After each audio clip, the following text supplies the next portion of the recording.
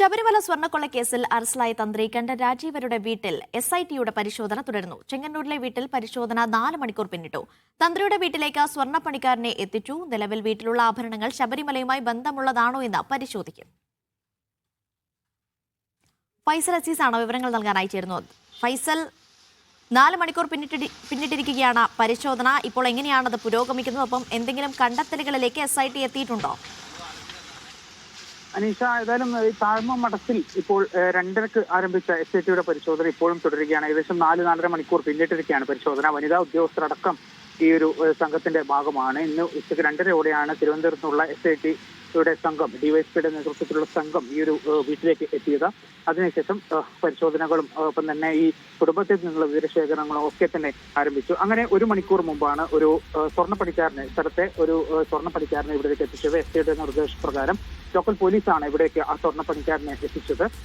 അതായത് ഇവിടെ നിലവിൽ ഉപയോഗിച്ചുകൊണ്ടിരിക്കുന്ന സ്വർണ്ണങ്ങൾ, അത് അത്തരത്തിലുള്ള കാര്യങ്ങളൊക്കെ തന്നെ അതിന്റെ മൂല്യവും അതിന്റെ പഴക്കം ഒക്കെയുള്ള പരിശോധനയാണ് നടക്കുന്നത്.